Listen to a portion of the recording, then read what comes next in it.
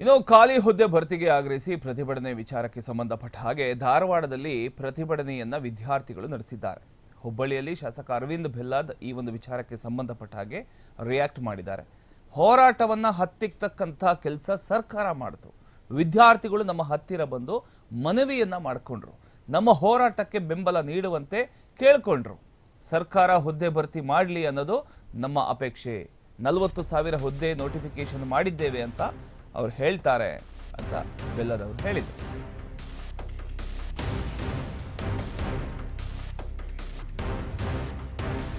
ಖಾಲಿ ಹುದ್ದೆ ಭರ್ತಿಗೆ ಆಗ್ರಹಿಸಿ ಪ್ರತಿಭಟನೆ ವಿಚಾರಕ್ಕೆ ಸಂಬಂಧಪಟ್ಟ ಹಾಗೆ ವಿದ್ಯಾರ್ಥಿಗಳು ಇದೀಗ ಧಾರವಾಡದಲ್ಲಿ ಪ್ರತಿಭಟನೆಯನ್ನ ನಡೆಸ್ತಾ ಇದ್ದಾರೆ. ಈ ಕುರಿತು ಹುಬ್ಬಳ್ಳಿಯಲ್ಲಿ ಶಾಸಕ ಅರವಿಂದ್ ಬೆಲ್ಲದ್ ರಿಯಾಕ್ಟ್ ಮಾಡಿದ್ದಾರೆ. ಅವರು ಹೇಳೋದಿಷ್ಟೇ, ಹೋರಾಟವನ್ನ ಹತ್ತಿಕ್ಕೋ ಕೆಲಸ ಸರ್ಕಾರ ಮಾಡುತ್ತೆ. ವಿದ್ಯಾರ್ಥಿಗಳು ನಮ್ಮ ಹತ್ರ ಬಂದು ಮನವಿಯನ್ನ ಮಾಡಿಕೊಂಡ್ರು. ನಮ್ಮ ಹೋರಾಟಕ್ಕೆ ಬೆಂಬಲ ನೀಡಿ ಅಂತ ಕೇಳಿಕೊಂಡ್ರು. ಸರ್ಕಾರ ಹುದ್ದೆ ಭರ್ತಿ ಮಾಡಲಿ ಅನ್ನೋದು ನಮ್ಮ ಒಂದು ಅಪೇಕ್ಷೆ. 40,000 ಹುದ್ದೆ ನೋಟಿಫಿಕೇಶನ್ ಮಾಡಿದ್ದೇವೆ ಅಂತ ಹೇಳ್ತಾರೆ. ವಿದ್ಯಾರ್ಥಿಗಳ ನೋವು ತಿಳ್ಕೊಳ್ಳೋ ಕೆಲಸ ಸರ್ಕಾರ ಮೊದಲು ಮಾಡಲಿ. ಕೇಂದ್ರ ಕಳೆದ 11 ವರ್ಷದಲ್ಲಿ 7,30,000 ಸರ್ಕಾರಿ ನೌಕರಿ ನೀಡಿದೆ. ಬೇರೆ ಬೇರೆ ಸಂಸ್ಥೆ ಮೂಲಕ ನೌಕರಿ ನೀಡತಕ್ಕಂಥ ಒಂದು ಕೆಲಸವನ್ನ ಮಾಡ್ತಿದೆ. UPA ಸರ್ಕಾರದಲ್ಲಿ 2.90 ಲಕ್ಷ EPF ಅಕೌಂಟ್ ಆಗಿದ್ವು. ನಿಮ್ಮ ಸರ್ಕಾರಕ್ಕೆ ಭರ್ತಿ ನೇಮಕ ಮಾಡಿಕೊಳ್ಳಿ ಅಂತ ಹೇಳಿ ವಿಧಾನಸಭೆಯೊಳಗಡೆ ಕೂಡ ಇದನ್ನ ಚರ್ಚೆ ಮಾಡ್ತೇವೆ ನಾವು ಹೀಗಂತ ಹುಬ್ಬಳ್ಳಿಯಲ್ಲಿ ಶಾಸಕ ಅರವಿಂದ್ ಬೆಲ್ಲದ್ ಹೇಳಿಕೆಯನ್ನು ಕೊಟ್ಟಿದ್ದಾರೆ. ಅವರು ಮಾತನಾಡಿದ್ದಾರೆ, ಕೇಳಿಸ್ಕೊಳ್ಳಿ.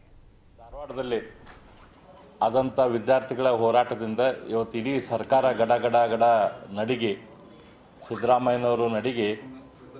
ನಿನ್ನೆ ಹೋರಾಟ ಮುಗಿಯೋಕ್ಕಿಂತ ಮೊದಲೇ ಸಿದ್ದರಾಮಯ್ಯನವರು ಒಂದು ಟ್ವೀಟ್ ಮೂಲಕ ಒಂದು 40,000 ನಾವು ರಿಕ್ರೂಟ್ಮೆಂಟ್ ಮಾಡ್ತೇವೆ ಅಂತ ಒಂದು ಟ್ವೀಟನ್ನು ಕೊಟ್ಟಿದ್ದಾರೆ. ಅಂದರೆ ಸರ್ಕಾರ ಈ ವಿದ್ಯಾರ್ಥಿಗಳ ಧ್ವನಿಗೆ ಎಷ್ಟು ಹೆದರೈತಿ, ಸಿದ್ದರಾಮಯ್ಯನವರು ಯಾಪರಿ ಹೆದರಿದ್ದಾರೆ ಅಂತ ಇದರಲ್ಲೇ ಗೊತ್ತಾಗ್ತದೆ. ಭಾಳ ಹಿಂದಿನಿಂದನೇ ವಿದ್ಯಾರ್ಥಿಗಳು ಹೋರಾಟ ಮಾಡ್ಕೊತ ಬಂದಿದ್ದು. ನಮ್ಮ ಧಾರವಾಡದಲ್ಲಿ ಸೆಪ್ಟೆಂಬರ್ 25ಕ್ಕೆ ಒಂದು ಅನಿರೀಕ್ಷಿತವಾಗಿ ಒಂದು ದೊಡ್ಡ ಪ್ರಮಾಣದ ಒಂದು ಹೋರಾಟ ಆಯಿತು. ಆ ಹೋರಾಟ ಆದಾಗ ಸರ್ಕಾರ ಎಚ್ಚೆತ್ತು ಕೊಡ್ತಿತ್ತು ಅಂತ ನಾವು ತಿಳ್ಕೊಂಡಿದ್ವಿ. ಆದರೆ ಸುಮಾರು ಒಂದು 6 ತಿಂಗಳಾದರೂ ಕೂಡ ಸರ್ಕಾರ ಯಾವುದೇ ರೀತಿಯಿಂದ ಸ್ಪಂದನೆ ಕೊಡಲಿಲ್ಲ.